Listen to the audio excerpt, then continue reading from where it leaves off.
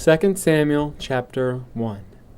Now it came to pass, after the death of Saul, when David was returned from the slaughter of the Amalekites, and David had abode 2 days in Ziklag.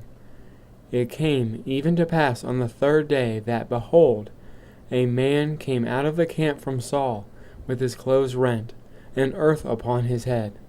And so it was, when he came to David, that he fell to the earth, and did obeisance. And David said unto him, From whence comest thou? And he said unto him, Out of the camp of Israel am I escaped. And David said unto him, How went the matter? I pray thee, tell me. And he answered, That the people are fled from battle, and many of the people are fallen and dead, and Saul and Jonathan his son are dead also.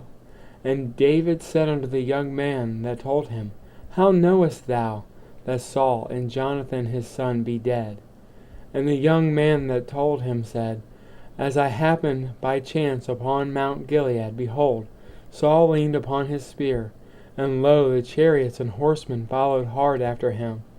And when he looked behind him, he saw me, and called unto me, and I answered, Here I am. And he said unto me, Who art thou? And I answered him, I am an Amalekite. And he said unto me again, Stand, I pray thee, upon me, and slay me, for anguish is come upon me, because my life is yet whole in me.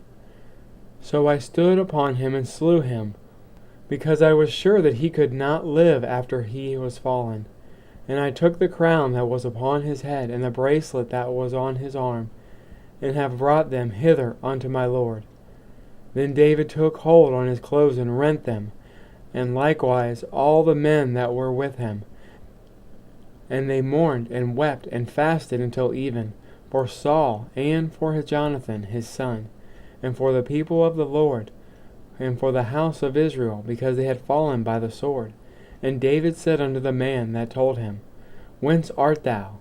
And he answered, I am the son of a stranger, an Amalekite. And David said unto him, How wast thou not afraid to stretch forth thine hand to destroy the Lord's anointed? And David called one of the young men, and said, Go near, and fall upon him. And he smote him, that he died. And David said unto him, Thy blood be upon thine head. For thy mouth hath testified against thee, saying, I have slain the Lord's anointed. And David lamented with this lamentation over Saul and over Jonathan his son. Also he bade them teach the children of Judah the use of the bow. Behold, it is written in the book of Jasher. The beauty of Israel is slain upon the high places. How are the mighty fallen? Tell it not in Gath, publish it not in the streets of Ashkelon, lest the daughters of the Philistines rejoice, lest the daughters of the uncircumcised triumph.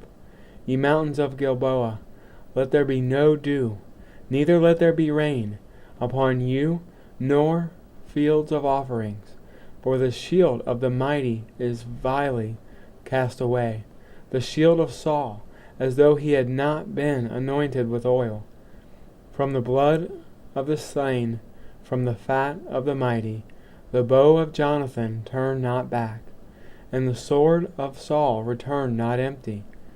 Saul and Jonathan were lovely and pleasant in their lives, and in their death that they were not divided. They were swifter than eagles, they were stronger than lions. Ye daughters of Israel, weep over Saul, who clothed you in scarlet, with other delights, who put on ornaments of gold upon your apparel.